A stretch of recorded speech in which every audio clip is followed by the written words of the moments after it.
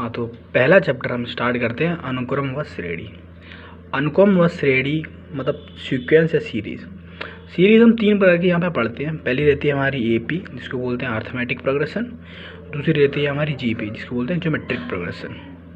इसको कभी कभी हिंदी में बोलोगे आप तो समांतर श्रेणी भी बोलते हैं इसको, समांतर श्रेणी। और इंग्लिश में अगर बोलें और इसको बोले हिंदी में जीपी को, तुम लोग गुणोत्तर श्रेणी। नाम थोड़ा अजीब है लेकिन समझदार है, गुणोत्तर श्रेणी। अब देखिए, पहला यहाँ पे हम पढ़ेंगे एपी के बारे में कि एपी क्या होता है, इसमें कितने टर्म होते हैं, इसमें क्या क्या निकालना पड़ता है, सारी चीज़ों को हम देखेंगे अच्छे से। तो स्टार्ट करते हैं कि एपी दरअसल होती क्या है। एपी को हम बोले हिंदी में तो समांतर श्रेणी। समांतर श्रेणी मतलब समान अंतर, यानी कुछ ऐसे टर्म हम लगातार मिलते चलें जिनका अंतर समान हो। जैसे अगर मैं बात करूं आपसे 2, 4, 6, 8, 10, तो ये सारे में हम कुछ देखते हैं कि इनमें 2 और 4 में अंतर कितना है, 2 का है। 6 और 4 में भी अंतर 2 का है। 8 और 6 में भी अंतर 2 का है। ऐसी 10 और 8 में भी देखूंगा तो मेरे को अंतर सिर्फ 2 का ही नजर आएगा। तो यानी इसमें जो अंतर हमें मिला, अंतर हमें कितने का मिला, हमें अंतर मिला 2 का। यानी हमें समझ में आ गया कि जो एपी के अंदर अगर हम बात करें तो एपी को पहचानने का तरीका ये है कि अगर बाद वाले टर्म से पहला टर्म घटाएं तो हमें एक कुछ मिलेगा। अगर हर बार हमें वही सेम वैल्यू मिलती रही तो वो एपी में कहलाएगी। अब पहचान, अब इसमें क्या क्या टर्म यूज़ होते हैं। जैसे मान लीजिए कि मेरा पहला टर्म ए था, है ना, ए नहीं, इसको बोलता हूँ T1। दूसरा टर्म मैं बोलता हूँ T2। ऐसी तीसरी टर्म को T3, ऐसी डॉट डॉट डॉट डॉट। मान लीजिए कि nth टर्म था Tn।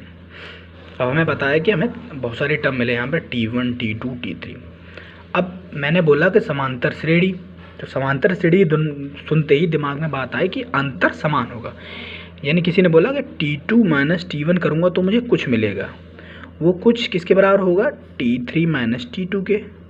वो कुछ आगे T4 माइनस T3 के बराबर होगा। इस तरह हमारा चलता रहेगा।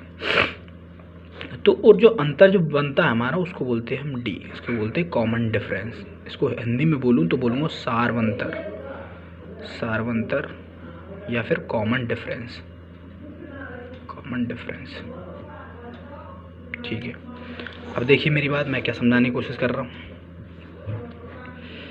तो अगर मैं मान लेता हूँ कि T1 जो है पहला टर्म है A, तो T2 अगर मैं मानूंगा अगर ए पी में तो उसको A प्लस डी मानूंगा। पहला टर्म A माना। इसी तरह अगर मैं T3 मानूंगा तो T3 रहेगा मेरा A प्लस 2D। T4 मानूंगा तो A प्लस 3D। अब मेरे कुछ बात सोचना, मैं क्या बोलना चाह रहा हूँ। इनका और इसका अंतर देखूँ तो क्या आएगा, A प्लस डी में से A घटाऊंगा क्या मिलेगा, मेरे को D मिलेगा। फिर अगर मैं A प्लस 2D में से A प्लस डी घटाऊंगा फिर भी मेरे को क्या मिलेगा, D मिलेगा। A प्लस 3D में से A प्लस 2D घटाऊंगा तो भी मेरे को D मिलेगा। यानी मैं बात सही करके चल रहा हूँ। यानी मैं अगर AP में टर्म मानूँ, ये सब टर्म किस में है, ये सब AP में है। ठीक है, टर्म माने पद।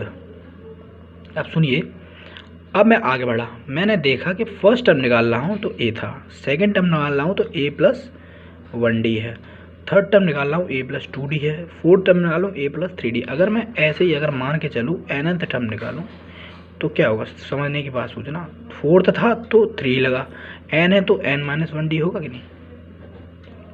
यानी मेरे को ये समझ में आ गया। यानी मेरे को AP में एक बात समझ में आ चुकी कि अगर मेरे को nth टर्म निकालना है, ये क्या है फॉर्मूला, nth टर्म का फॉर्मूला। यानी एक बात मेरे को समझ में आ गई कि अगर मैं AP में कुछ चाहिए, AP के अंदर AP में अगर मेरे को चाहिए कुछ और उसके nth टर्म मेरे को फाइंड करने हैं तो nth टर्म निकालने का तरीका होता है।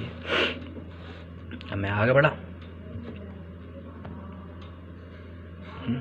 बढ़ा, आगे मैंने देखा कि अगर अब क्वेश्चन यहाँ पर उठता है। क्वेश्चन कैसे उठेगा, क्वेश्चन कुछ ऐसे उठेगा। मान लीजिए किसी ने बोला कि 3, 6, 9 डॉट डॉट डॉट डॉट ऐसे करके दे दिया। बोला किसी ने कि इसका 10वां पद बताओ, 10वां पद या 10th टर्म